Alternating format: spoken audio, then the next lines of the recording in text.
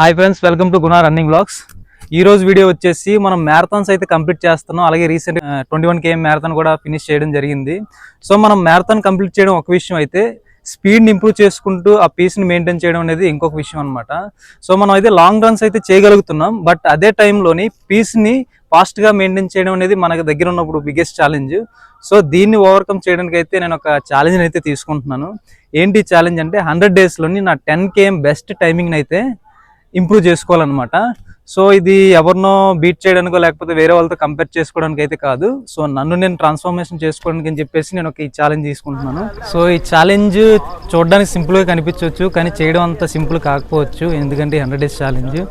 ఈ 100 days ఛాలెంజ్లో నా main target వచ్చేసి 10 km టైంని అంటే ఇంప్రూవ్ చేసుకోవాలి, స్పీడ్ని అయితే ఇంప్రూవ్ చేసుకోవాలన్నమాట. ప్రస్తుతం నా 10 km వచ్చేసి అరౌండ్ 1 hour 10 minutes అయితే అలా పడుతుంది.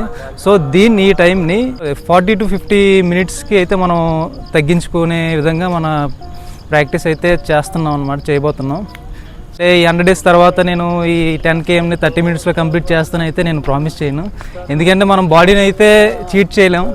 మనం రెగ్యులర్గా ఒక training, recovery, sleep, hydration, nutrition అయితే పర్ఫెక్ట్గా ఉన్నప్పుడే మన ప్రోగ్రెస్ అయితే కనిపిస్తుంది. సో మన గోల్ వచ్చేసి రియల్గా కనిపించాలి కాబట్టి మన ఈ 10 kmని గ్రాడ్యువల్గా స్పీడ్ ఇంప్రూవ్ చేసుకుంటూ మనం అయితే అచీవ్ చేద్దాం. సో ఈ 100 days ఛాలెంజ్ ఎందుకంత హార్డ్ అంటే మనం 1 hour నుంచి మనం 40-50 minutesకి అయితే మన టైంని ఇంప్రూవ్ చేయాలనుకుంటున్నాం అనమాట. ఇది కేవలం స్పీడ్గా పరిగెత్తడమే కాదు, ఈ స్పీడ్ని మన బాడీకి అలవాటు చేయాలి. అంటే హార్ట్ కెపాసిటీని ఇంప్రూవ్ చేసుకోగలగాలి, నా లెగ్ స్ట్రెంగ్త్ని అయితే ఇంప్రూవ్ చేసుకోవాలి.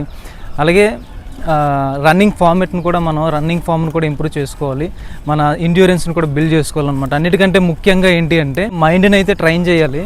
ఎందుకంటే మైండ్ వెంటనే గివప్ ఇచ్చేస్తుంది అనమాట, ఏ చిన్న పెయిన్ వచ్చినా సరే. సో దాని నుంచి మనం బయటపడాలంటే ఖచ్చితంగా డిసిప్లైన్ అయితే మనం అలవాటు చేసుకోవాలి. సో ఈ వీడియోలో మీరేం చూడబోతున్నారంటే ఈ ఛాలెంజ్లోని డే 1 నుంచి డే 100 వరకు అయితే నా ట్రైనింగ్ని అయితే మీతో షేర్ చేస్తాను.